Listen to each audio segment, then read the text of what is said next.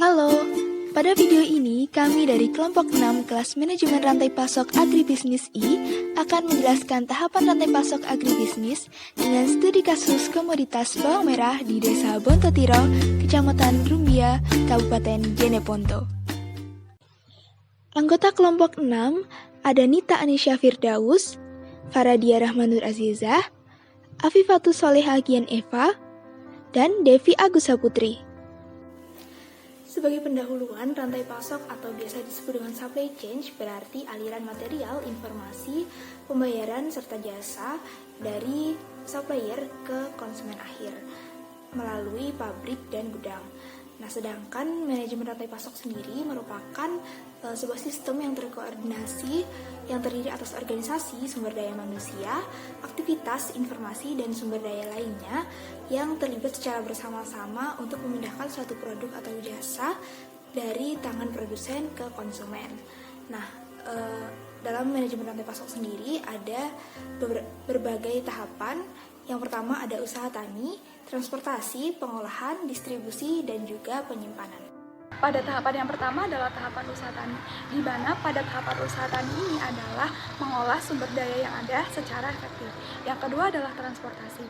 Tahapan transportasi ini adalah merupakan tahapan di mana pergerakan produk terjadi.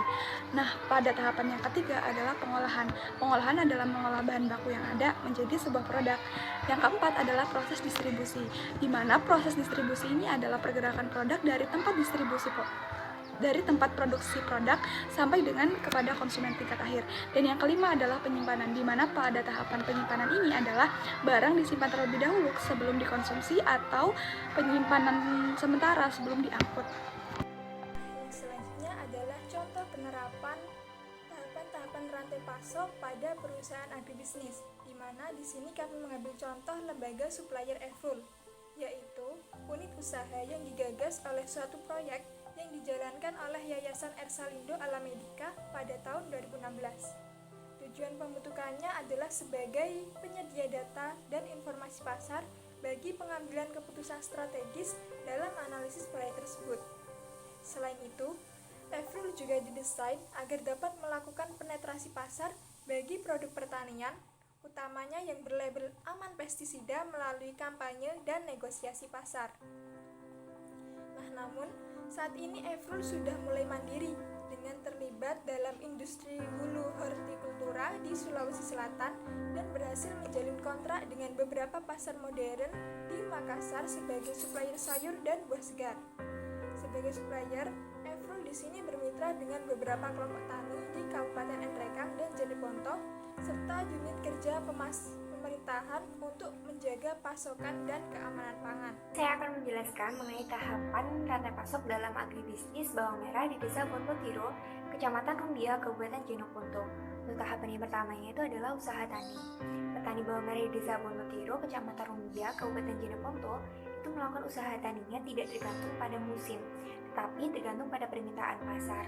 Nah, usaha tani ini dilakukan dengan menggunakan pola penanaman berkelanjutan atau kontinu sehingga pasokan bawang merah di daerah tersebut itu selalu tersedia. Lembaga pemasok pun tidak kesulitan dalam penyediaan permintaan pasar. Sedangkan kebanyakan di daerah-daerah lain itu tergantung pada musim panen. Hal tersebut disebabkan karena tergantung pada iklim. Apabila cuacanya memasuki musim penghujan, maka proses produksi komoditas bawang merah itu akan dihentikan dan akan dimulai kembali pada musim kemarau. Tahapan selanjutnya yaitu tahapan transportasi. Nah, transportasi yang digunakan ini merupakan transportasi yang dimiliki oleh lembaga pemasok. Jadi diawali dari pemasok akan mengambil komoditi bawang merah ini secara langsung ke petani dengan menggunakan minibus. Nah, minibus yang digunakan sendiri berkapasitas maksimal 300 kg atau 6 karung plastik jaring-jaring dengan beratnya itu 50 kg per karungnya. Selanjutnya ada tahapan pengolahan. Di tahapan pengolahan ini lebih difokuskan kepada sortasi dari komoditas bawang merah dan juga pengemasannya. Nah, bawang merah yang diperoleh oleh petani sudah dalam keadaan kering tanpa daun dan dikemas menggunakan karung anyaman plastik berlubang dengan berat masing-masingnya itu 50 kg. Tetapi sama sekali belum dilakukan penyortiran. Oleh karena itu, sebelum didistribusikan, lembaga pemasok terlebih dahulu melakukan sortasi, yaitu memisahkan bawang merah yang mutunya kurang baik dengan bawang merah yang bermutu baik. Setelah dilakukan tahapan pengolahan, selanjutnya yaitu ada tahapan distribusi. Nah, pedagang pengecer atau modern store yang ada di Kota Makassar ini melakukan pembelian komoditas bawang merah dari lembaga pemasok melalui email atau biasa disebut dengan PO dari pihak pedagang pengecer. Kemudian akan dilakukan pengiriman atau delivery order. Setelah dilakukan delivery order, aktivitas yang dilakukan oleh pedagang pengecer antara lain berupa penjualan, pembelian, dan penyimpanan. Terkadang juga informasi pasar dilakukan oleh pihak pedagang pengecer sendiri. Kemudian pada aktivitas pertukaran harga yang ditawarkan kepada konsumen atau dalam hal ini berupa pedagang pengecer oleh pemasok itu berbeda-beda tergantung fluktuasi harganya.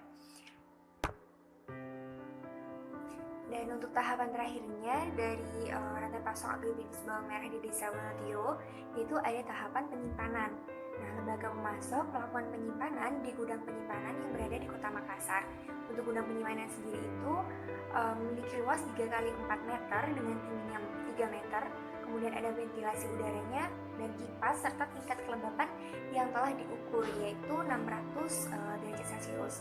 Dan tempat penyimpanan ini dilakukan sortasi dan juga pengemasan komoditas bawang merah yang telah dijemput dari Desa Wonotiro, Kecamatan Rumbia, Kabupaten Jeneponto sebelum dilakukan pengiriman ke pedagang pengecer. Nah, sedangkan untuk petani sendiri dan juga pedagang pengecer tidak melakukan penyimpanan di gudang penyimpanan komoditas bawang merah. Hanya saja pedagang pengecer sebatas menyimpan komoditas bawang merah di pajangan penjualan. Berdasarkan pembahasan tadi, dapat disimpulkan bahwa rantai pasok merupakan aliran material, informasi, pembayaran, dan jasa dari supplier hingga ke konsumen akhir melalui tahapan usaha tani, transportasi, pengolahan, distribusi, dan penyimpanan. Nah, pada studi kasus agribisnis bawang merah di Desa Wonotiro, tahap usaha tani dilakukan oleh petani bawang merah dengan pola penanaman berkelanjutan sesuai permintaan pasar. Dan tahap selanjutnya dari transportasi hingga penyimpanan dilakukan oleh Efrul sebagai lembaga pemasok yang mengalirkan bawang merah hingga ke tangan konsumen.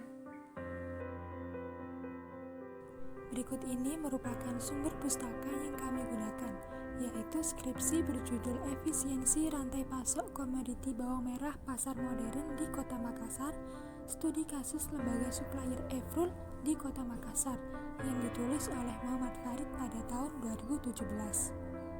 Nah, itu tadi presentasi dari kelompok 6. Kurang lebihnya kami mohon maaf. Wassalamualaikum warahmatullahi wabarakatuh. See you on the next video.